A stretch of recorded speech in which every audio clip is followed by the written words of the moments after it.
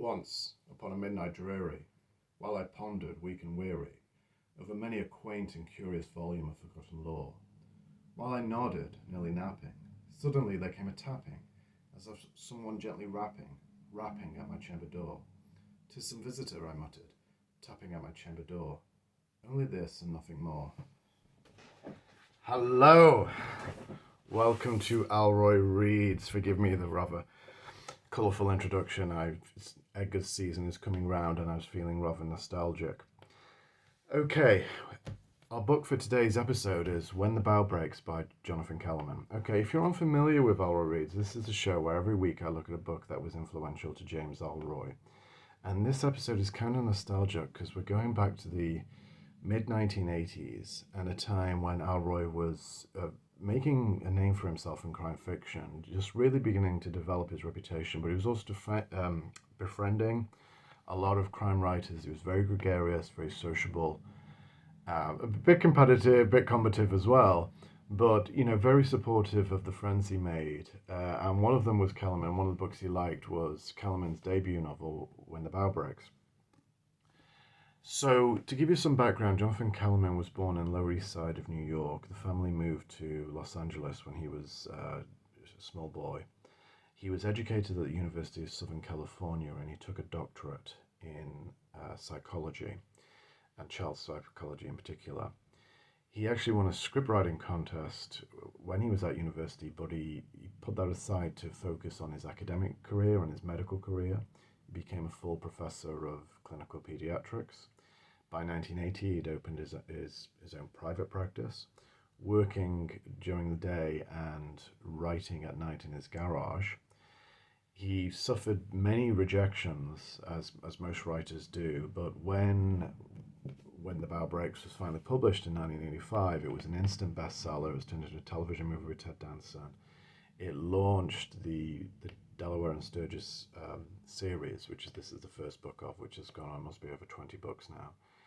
And it really started him from the gate. He had success at an early age, and he's never looked back.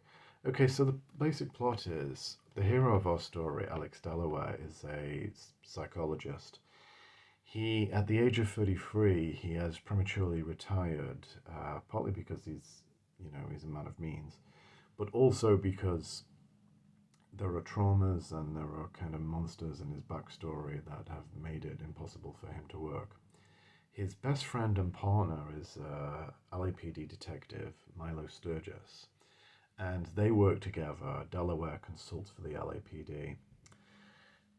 Sturgis is, interestingly enough, a gay man, and this book was kind of ahead of its time in terms of showing that Sturgis, it would be difficult to be a gay cop in the 1980s. And Sturgis is, a tough guy. He's not as stereotypical,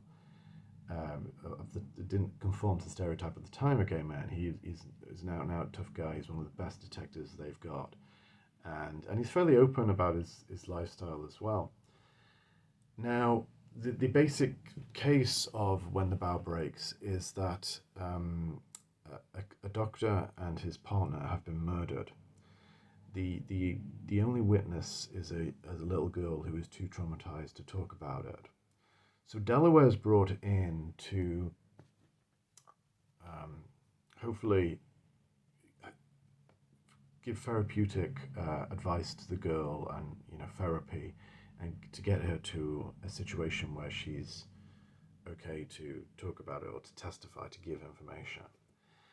And at the same time, he's playing detective. He's going around LA and he's going to kind of the clinics and the universities. And there's a lot of good, kind of biting, almost kind of a little bit satiric stuff here about the commercial side of medicine, the prevalence of kind of quack psychology and fads, and how they all get tied into lots and lots of money.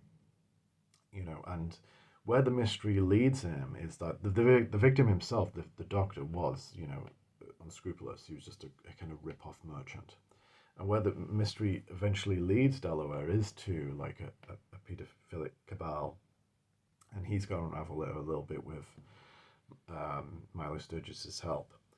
And they're not afraid to get their hands dirty, and they're not afraid to be a little bit vigilante when needs be. I mean, they're put in danger. Delaware particularly is put in danger, and he will do whatever it takes, and Milo will do whatever it takes, including using violence to get him out of that danger.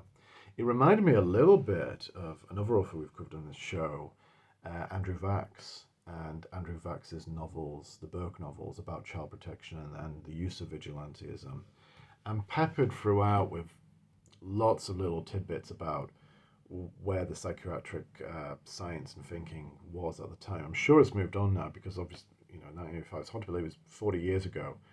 That makes you feel old, right?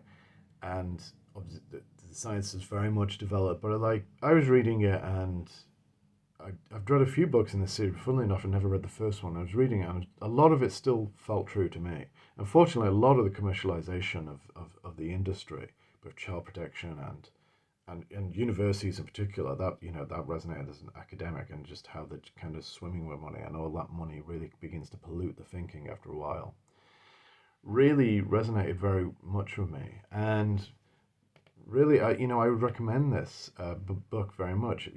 It's a good, cracking thriller, and Kellerman is from a family of writers. His father was an engineer and inventor. He's married to Faye Kellerman, who's a great genre writer herself. They've got 4 children, of which I think at least 2 are writers. Jesse Kellerman's also a pretty good genre writer, and he's collaborated with his father. Eliza Kellerman has written young adult books, and she's also collaborated with her mother. So really a family of writers. And when I was writing Ellroy's biography, one of our rules was, I actually set the rule, and Ellroy was more than happily to engage in it, is that I interview everyone. Every friend, it doesn't matter if you've had a falling out, I interview him. Every ex-partner, doesn't matter if you had a bad breakup, I interview them. And Ellroy was fine with that. As long as they say yes, I was fine with that.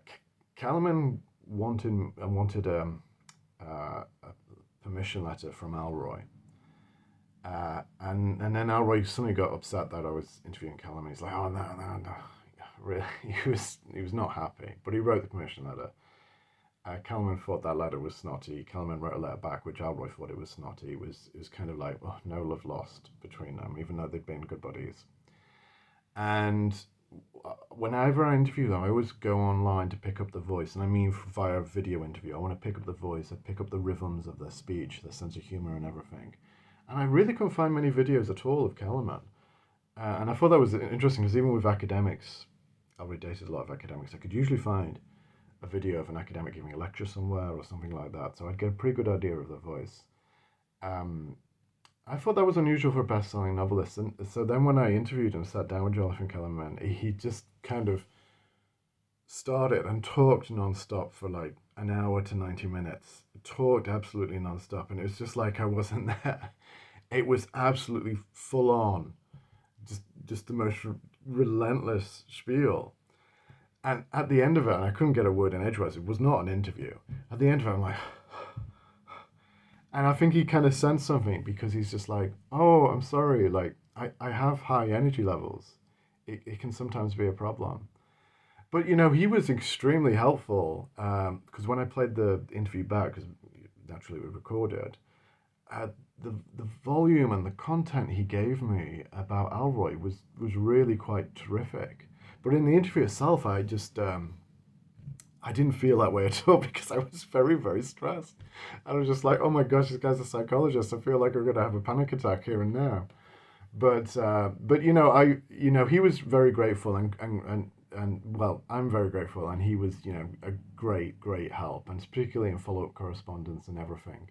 But it was kind of funny that conversation we had, and very funny to look back on it.